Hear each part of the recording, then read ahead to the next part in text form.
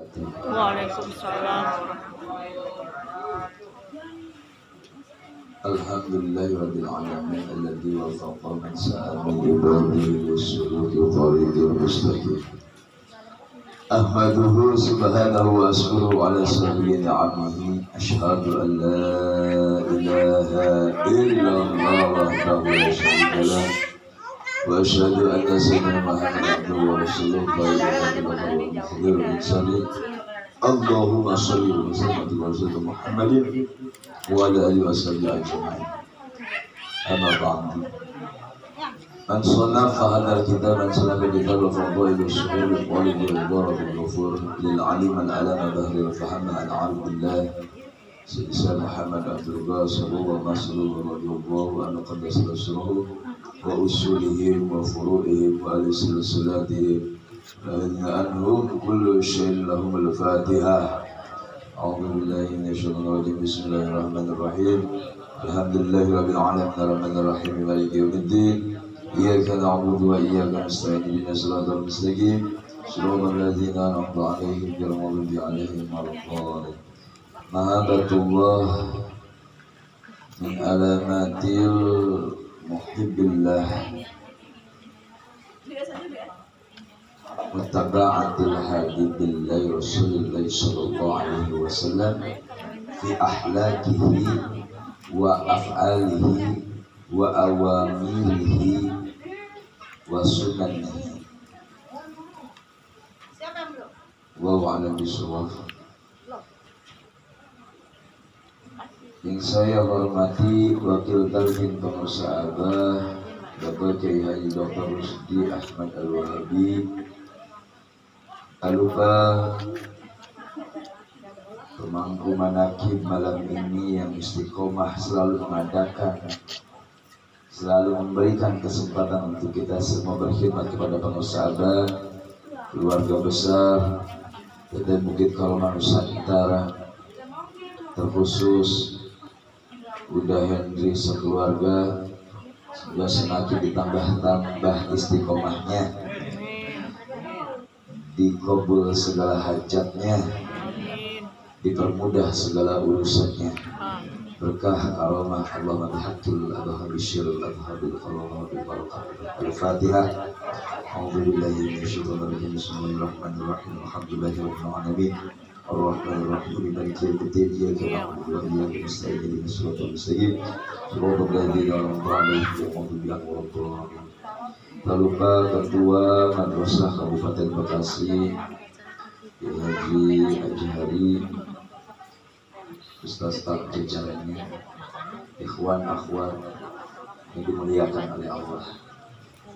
Tadi sedikit saya baca kitab Fadhailus Syukur. Mu'alifnya, musannifnya adalah pengarsa Abah, guru agung kita.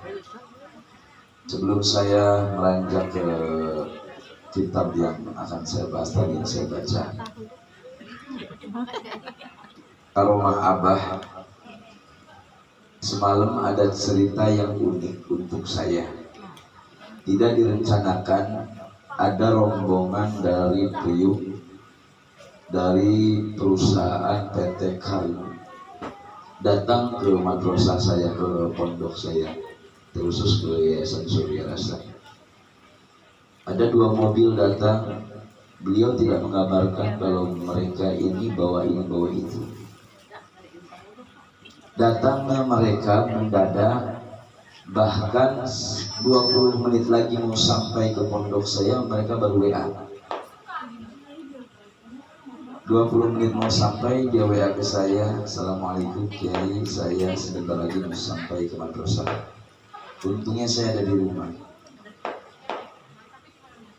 Pas sampai, sebegitu takjubnya saya, ternyata rombongan membawa kiswah makam Nabi Muhammad SAW. Yang tidak disangka, dari kiswah tersebut ternyata memberikan cerita. Gara-gara adanya kiswah, ada salah satu ulama yang sangat susah sekali diajak masuk thariqah. gara-gara kiswah ada di madrasah dia datang lalu ikut talqin dzikir. Ada beberapa santri yang sampai nangis memakai kiswah dikerudungkan. Tapi ternyata pas satu orang yang memang susah sekali diajak masuk thariqah dikerudungkan, dia nangis enggak, ngomong enggak, baca salawat enggak, yang lain baca salawat Banyak Yasin kan ikhwan semua. Pas kiswah begini Allahumma sholli ala Muhammad terus baca salawat Banyak Yasin semua. Tapi satu orang enggak baca apa-apa. Tapi ternyata, nah ini, ternyata dia ini datang bukan karena kiswah. Kiswah ini hanya alasan umum agar dia mendapatkan hak talqin. Kalau dia datang sekonyong-konyong minta talqin dia malu. Tapi karena ada alasan kiswah dia datang lalu dia talqin. Padahal pengen talqin. Nah, ini Pak Bu, saya ambil dari kesimpulan cerita ini. Ternyata di luar sana ini banyak orang yang ingin mendapatkan haknya talqin dzikir. Setelah saya perhatikan. Tapi karena malu, yang kedua karena gengsi, yang ketiga karena kurang rangkulan dari bapak-bapak dan ibu-ibu sekalian. Tapi bapak-bapak mohon maaf, nanti kalau ibu-ibu jangan dirangkul ya. Cukup bapak-bapak saja yang dirangkul. Artinya apa? Ternyata di luar sana banyak orang yang memerlukan kelembutan seorang ikhwan, akhlak yang bagus dari para ikhwan akhwat thariqah Qadiriyah Naqsyabandiyah Mansuriyah Narasya. Salah satunya yang tadi saya baca, min alamatil muhibbillah mutaba'atul habibillah Rasulullah sallallahu alaihi wasallam fi ahlakihi wa af'alihi wa awamarihi wa awamirihi wa sunanihi. Fi ahlakihi, jadi ciri tanda orang yang mahabbah, yang cinta kepada Allah ialah orang yang mau melaksanakan, ialah orang yang mau mengikuti mutaba'ah, mengikuti kekasih Allah. Tanda orang yang cinta kepada Allah adalah orang yang ikut kepada kekasih. Siapa kekasih Allah? Kekasih Allah itu adalah manusia yang selalu bersama Allah. Kalau ada kekasih Allah yang tidak pernah dan sama sekali tidak bersama dengan Allah, itu hanya sebutan yang sekarang sedang ramai. Paham ya? Gak usah disebut. Wa maqali inna rahmatan wa maqali.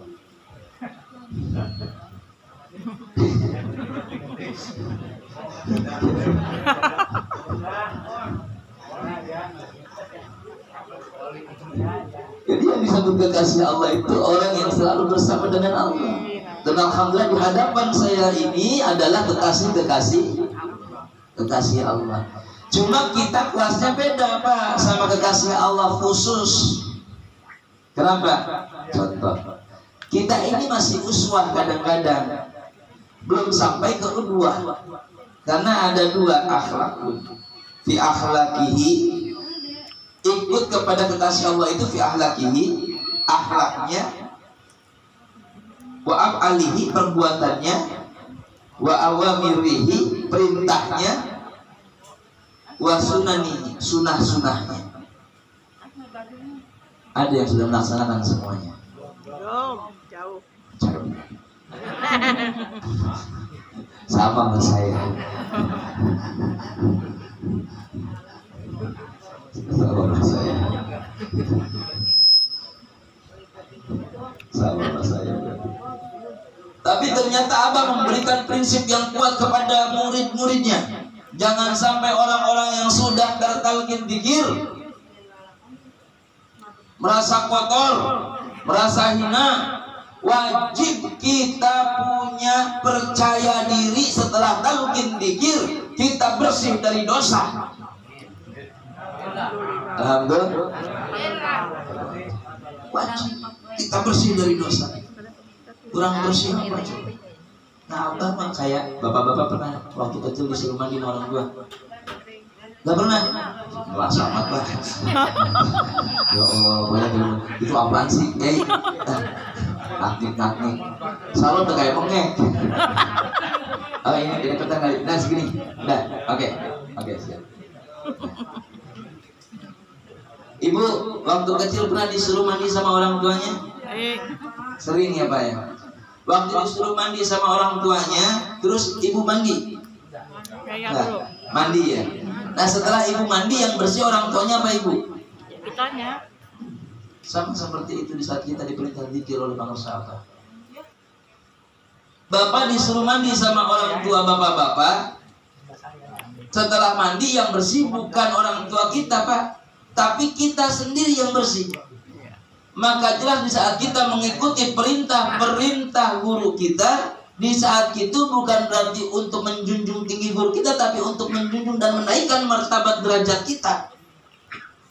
Cuma kitanya bandel, susah banget dibilanginnya.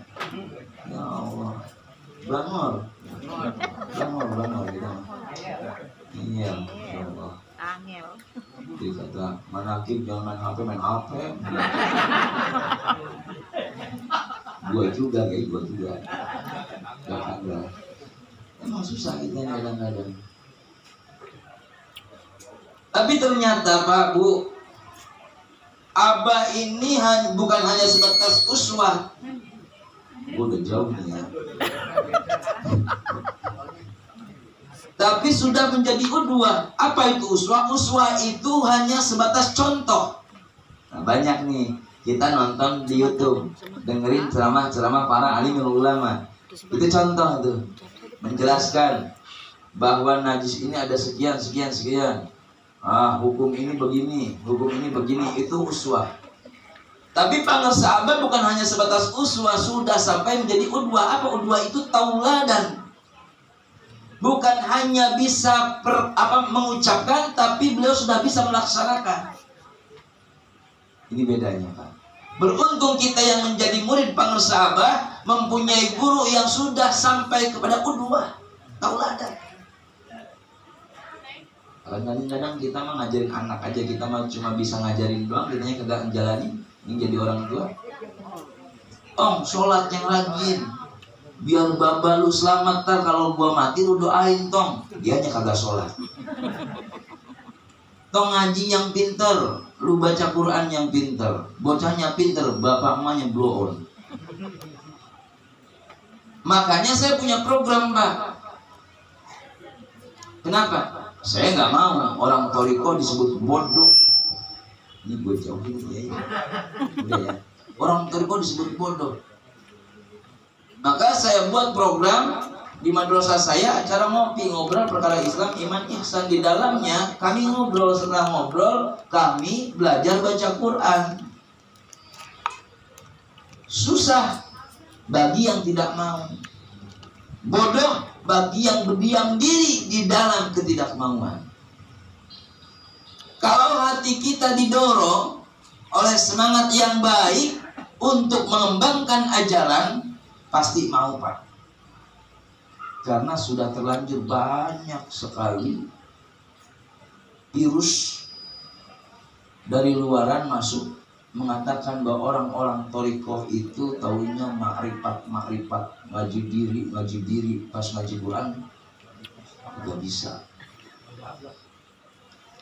Kenapa saya tahu bicara seperti ini? Karena ternyata dari luaran masuk ke kuping saya. Punten maaf karena saya tukang keliling jadi tahu. Maka saya simpulkan Pak, ajaran kita dikemas oleh guru agung untuk menyempurnakan akhlak-akhlak yang maaf. Sampai detik ini kita masih butuh dipoles. Sampai detik ini kita masih butuh. Udah itu duduk. Yang sampai detik ini kita butuh dipoles. Di alihnya kesini aja gini. Ke sana. Ininya soundnya ke arah sana biar gak nembak. Nah begitu. Nah iya ya suara gua 2 salon mau pecah. Jati Asia tuh, Jati Makmur tuh. Jangan sampai ini yang ketiga nih.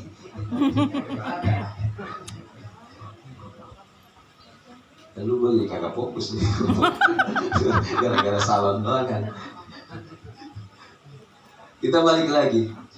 Maka yang disebut di dalam kitab Fadhailus Syuhur tadi, yang mengikuti kekasih Allah itu apanya? Fi ahlakihi. Yang kedua wa af'alihi. Yang ketiga wa awamirihi. Yang keempat wa sunanihi. Fi ahlakihinya apa pemirsa Abah? Tanbih. Gak ada lagi. Tanbih Pak. Wa af'alihi perbuatannya tanbih juga. Wa awamirihi perintahnya tanbih. Wa sunani sunahnya apa? Tanbih. Susah banget Pak. Jangan membenci ulama yang sejaman. Kadang-kadang jangankan ke ulama luar, kita mah ustaz aja ejek-ejekan kan begitu. Padahal di tanbih udah jelas ditulis jangan membenci ulama yang sejaman. Ustaz ejek-ejekan. Kiai mah kiai rebutan jamaah. Ya, gitu. Yang membuat kita sakit hati rasa memiliki. Rasa memiliki. Jangan sampai kita merasa memiliki ikhwan. Jangan sampai kita merasa memiliki jamaah. Jamaah yang datang jamaah Abah, murid yang datang murid Abah. Ini yang harus dikemas di dalam otak kita. Terkhusus kepada para mubaligh, kepada para ustadz, kepada para kiai. Untung gua bukan mubaligh, bukan ustadz, bukan kiai.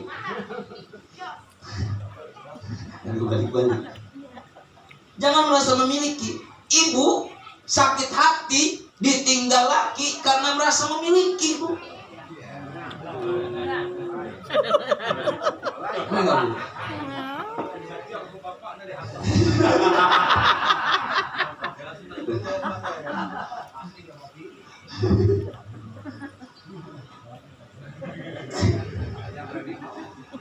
Kalau rasa memiliki kita tidak ada, ikut kepada pangersa Abah perbuatannya, seperti tadi yang dikatakan di dalam kitab Fadhailus Syuhur, jauh dari sakit hati Pak, tuh, jauh. Maka saya pernah di dalam Mankobah bulan kemarin bilang kan, kita ini rampok. Bini yang kita punya bini kita, anak, suami, rumah, motor, mobil, dada, perut, semuanya milik kita. Kita merasa memiliki, bahkan pangersa Abah tidak punya apa-apa, tidak mau apa-apa, tidak, semuanya nggak punya. Maka pangersa Abah hatinya los, enak, nothing tulus. Kalau bahasa Kiai Ajari pulang dari Jepang kemarin ngomongnya, enak kalau hati udah nggak punya apa-apa. Nah kita memang harus memiliki, makanya ada sakit hati. Di saat kita sudah jauh dari kata memiliki, dah nggak ada beban di hati, nggak ada beban di hati. Bini bukan bini saya, dikasih sama Allah, titipan Allah. Kalau bini kabur, cari lagi Pak. Ya. Laki mah enak, beneran, kagak bohong. Nih hukum laki ya. Kalau seandainya bini kita meninggal, jangan bini kita, bini lu. Bini kita. Ya kalau seandainya bini meninggal nih Pak, meninggal nih, jenazah terbucurkan ke depan kita. Gak ada masa indah buat laki, nikah depan jenazah juga gak apa-apa. Gak apa-apa. Cuma pertanyaannya luar apa kagak. Itu doang. Tapi emang hukumnya seperti itu, gak ada masa indah buat laki-laki. Secara hukum sah, secara hukum agama sah. Tapi ternyata di Indonesia hebatnya ditanbih pula, ada hukum negara. Tambah lagi ada hukum budaya, ada hukum sosial. Secara sosial tidak pantas orang lagi nangis lu kawin. No. Jangan. Kalau hukum agama mah bener banget, tidak ngapa-ngapa. Bahkan kita kawin lagi tanpa ngomong sama bini aja boleh. Gak ngomong sama bini, makanya banyak laki-laki minta maaf daripada minta izin. Hukum agama boleh, tapi sekarang ada lagi pasal baru di dalam negara, harus seizin istri. Ngapa jadi ngejelasin masalah poligami?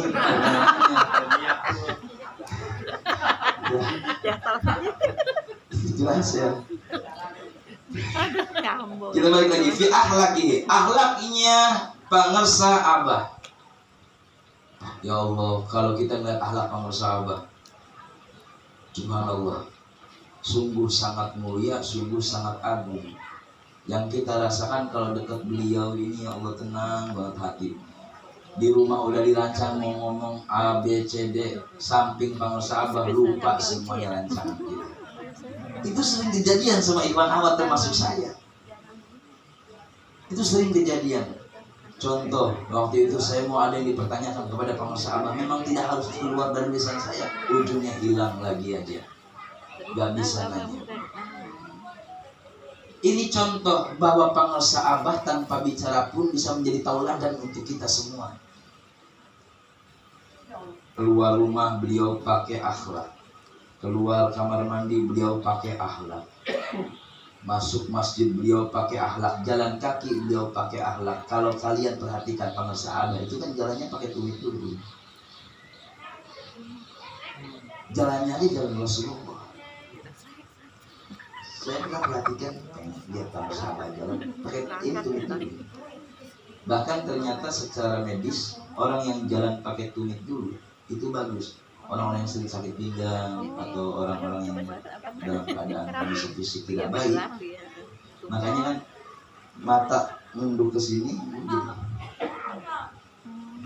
Itu bagus untuk kesehatan tubuh. Itu bagus.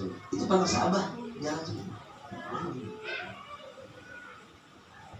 Itu akhlaknya, itu perbuatannya yang kita bahas. Wa awamirihi, perintahnya. Sekarang perintahnya. Ini perintahnya agak-agak gimana gitu ya kalau bahas perintahnya. Masalahnya jangankan Iwan Awad, kita orang aja masih banyak melanggar. Perintahnya, kalau bisa jangan dipilih-pilih. Jangan dipilih-pilih. Tapi ternyata pangersa abah memberikan perintah bukan hanya sebatas perintah, Pak.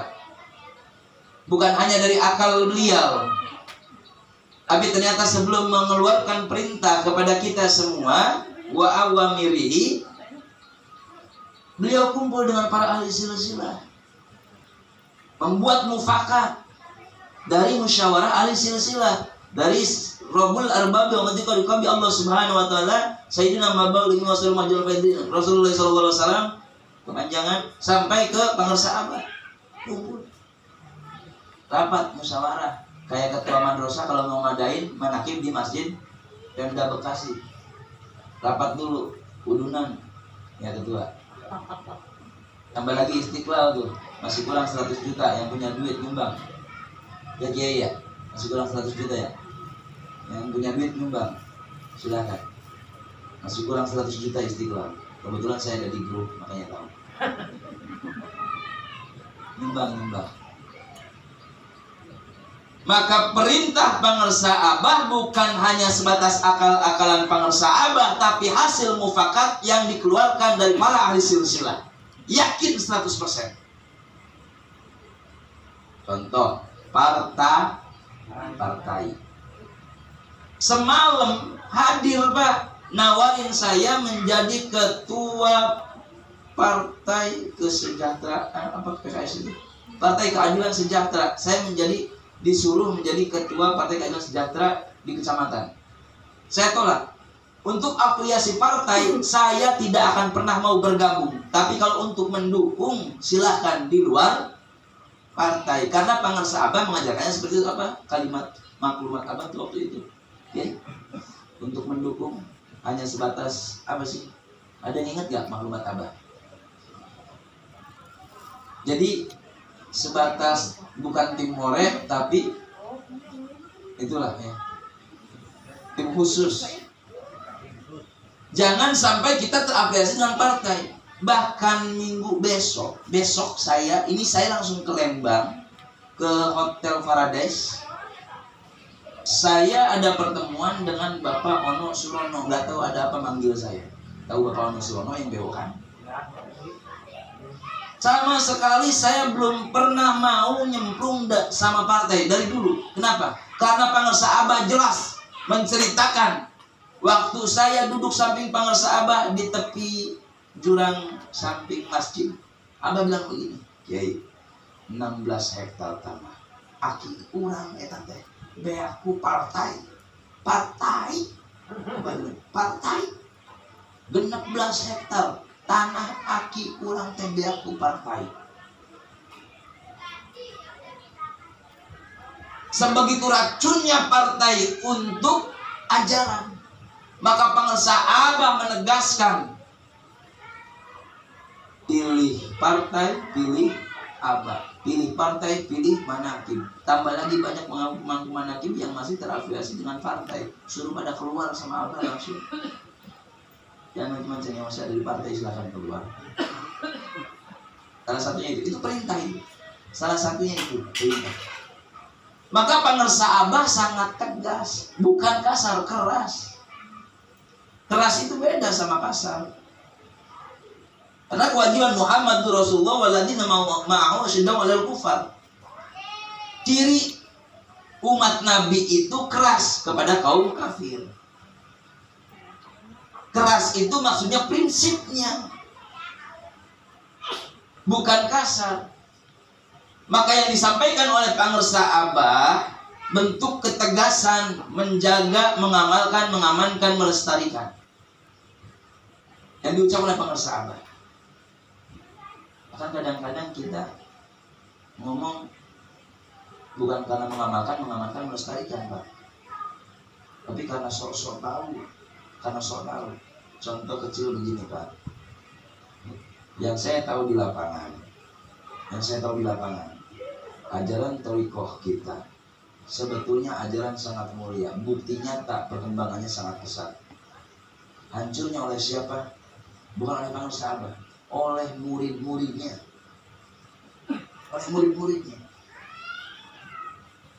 Tanbih itu dikemas sedemikian rupa indahnya oleh Pangersa Abah Sepuh, yang diturunkan, diestafetkan kepada Pangersa Abah Anom, lalu kepada Abah Aus. Itu tanbih. Mengajarkan tenggang rasa, mengajarkan peduli kepada sesama, mengajarkan taat peraturan agama dan negara. Tapi kita muridnya boro-boro tenggang rasa, nolong aja masih milih-milih. Tapi kita murid-muridnya saling ketersinggungan. Jangankan ke orang luar, sesama ikhwan masih sering begitu. Ini yang harus diolah. Gua nggak bisa nyembunyiin ini. Kenapa? Kelihatan sama mata, kedengaran sama kuping. Dan gua nggak bisa jadi orang sok bijak ngomongnya. Makanya gua ngomong begini. Kalau ngomong pelan, kuping kita kayak orang congean, nggak dengar. Makanya butuh omongan yang seperti ini. Agar apa? Agar terbangun tanbih dalam diri kita. Jangan untuk orang luar tertentu, tapi untuk sesama dan semuanya. Semuanya. Dari diri kita keluar, enak ditanbih dirasakan sama kita, dirasakan sama orang lain juga. Bukan sama kita saja rasa enaknya. Kalau nikmat itu dibagikan.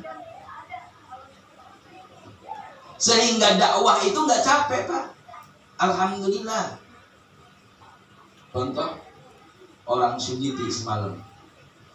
Di Sugiti bertahun-tahun nggak tertalkin oleh Pangersa Abah. Mondar-mandir.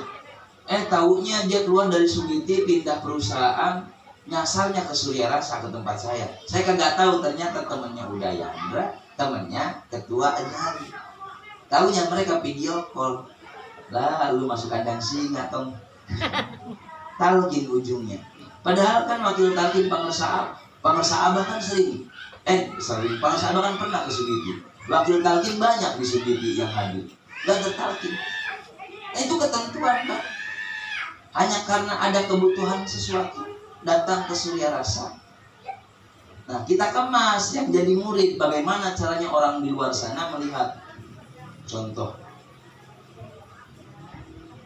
Ustaz Ajhari murid Pangersa Abah. Orang di luar sana kagum sama Ustaz Ajhari. Ini muridnya aja begini, gimana gurunya? Buat seperti itu. Sama seperti kepada bapak-bapak. Muridnya aja begini, bagaimana gurunya? Tapi hal yang baik. Sehingga syiar nggak usah capek-capek memberikan contoh, pakai mulut contoh, pakai mulut, tapi udua keteladanan yang kita berikan kepada masyarakat sehingga masyarakat bisa meniru dan menilai. Oh, ngajinya di Pangersa Abah Aos, pantesan akhlaknya baik. Oh, ngajinya di Pangersa Abah Aos, pantesan ibadahnya rajin. Oh, ngajinya di Pangersa Abah Aos, pantesan suka nolong orang. Kalau kita buruk, pantesan Bang Edo. Begitu kan? Pantesan Bang Edo ganteng maksudnya. Berikan efek yang baik kepada lingkungan kita sehingga lingkungan kita merasakan manfaat zikir yang kita pakai. Jangan hanya nikmat sebatas nikmat untuk sendiri. Tapi nikmat yang dirasakan oleh kita bisa dirasakan oleh orang di sekeliling kita, terkhusus keluarga kita dulu aja. Anak istri kita. Nah ini tukang dikir, iya, tukang manakib, iya. Pulang ke rumah anak bini risih ada kita. Ada yang begitu? Ada. Buset, keterlaluan tahu. Jangan. Anak bini aja risih apalagi orang luar. Itu tanda kita belum bisa mengikuti kekasih Allah. Kalau kita sudah bisa mengikuti kekasih Allah, ya Allah, yang disebut di luar keras, tapi ternyata di rumah suami takut istri, diikutin sama anaknya, diikutin sama masyarakat, di luar membahar, jadi macan, di rumah jadi kucing, keus gitu. ngomong jahe tapi nggak berani. Jadi jelas Pak, saya hanya menyarankan agar kita bisa menjaga mahabbatullah, cinta kepada Allah itu ikut kepada kekasih Allah. Kalau ikut kepada kekasih Allah tadi 4 poin, fi akhlaqihi wa af'alihi wa awamirihi wa sunanihi, ikuti semuanya. Setelah kita mengikuti semuanya dari 4 poin tersebut yang tadi disebut di dalam kitab Fadhailus Syuhur, semuanya akan berbuah di dalam pribadi kita dan bisa dirasakan oleh orang-orang di sekeliling kita. Jangan sampai zikir hanya sebatas ucapan, zikir hanya sebatas metode, zikir hanya sebatas kebiasaan, tapi tidak ada yang menampak di dalam akhlak kita, di dalam pribadi kita, di dalam ibadah kita. Saya sering menganalogikan seperti ini, singkong digeletakin jadi, Pak, ditancepin jadi. Itu singkong. Kalau digeletakin jadi, gak bakal ada buahnya. Ditancepin jadi pasti ada. Kita ini ditancepin, Pak, la ilaha illallah. Biar ada buahnya di dalam ibadah kita, biar ada buahnya di dalam akhlak kita, biar ada buahnya di dalam kehidupan kita, biar ada buahnya di dalam rezeki kita di saat kita sudah mengamalkan la ilaha illallah. Itu bedanya kita sama orang-orang yang belum ditalqin. Beruntung. Orang yang belum ditalqin sama seperti singkong yang digeletakin doang. Jadi nongol daun, singkong digeletakin jadi nongol daun, tapi nggak bakal ada buahnya karena nggak terawat, karena nggak dirawat. Dan kita mah terawat, dirawat oleh siapa? Oleh Pangersa Abah. Maka Abah punya sifat kamil, sempurna dan menyempurnakan kita yang belet, menyempurnakan kita yang malas, menyempurnakan kita yang banyak kekurangan. Itu Pangersa Abah. Sebandel-bandelnya murid, Abah bilangnya begini, enak banget. Di Anwarul Qudsiyah ada yang membatalkan talqin, tapi kalau Pangersa Abah ada yang mengucapkan begini, Abah mah ngaluarkeun panto kalular, Abah mah menciptakan panto asup. Abah mah tidak menciptakan pintu keluar, Abah hanya menciptakan pintu masuk. Ya, tapi di dalam kitab Anwarul Qudsiyah ada keterangan yang menjelaskan bisa membatalkan talqin. Pilih Anwarul Qudsiah apa pilih kalam Abah? Kalam Abah. Untungnya kita, Abah sedang mengucapkan kata-kata seperti itu. Abah mah tidak mengeluarkan, tidak menciptakan pintu keluar. Abah mah hanya menciptakan pintu masuk. Ada sejauh-jauhnya budak kulit ke balik ke bapaknya. Sejauh-jauhnya anak main nanti juga balik ke bapaknya. Itu terbukti Pak. 2006 saya talqin sampai 2009 saya nggak mengamalkan. 2009 saya balik lagi ke Abah dan berusaha untuk mengamalkan malah 2009 dan 2006 3 tahun jedanya. Gak pengen ketemu Abah Ano, dialahanin ngobrol ini itu segala macam, baru terdorong semangat ingin ke bangsa Abah. Contoh bahwa bangsa Abah sangat sayang kepada guru-gurunya. Bersyukur kita semua ikhwan akhwat thariqah qadiriyah nasional Marsuliah Semarasa sudah mempunyai guru yang sempurna dan menyempurnakan. Assalamualaikum warahmatullahi wabarakatuh.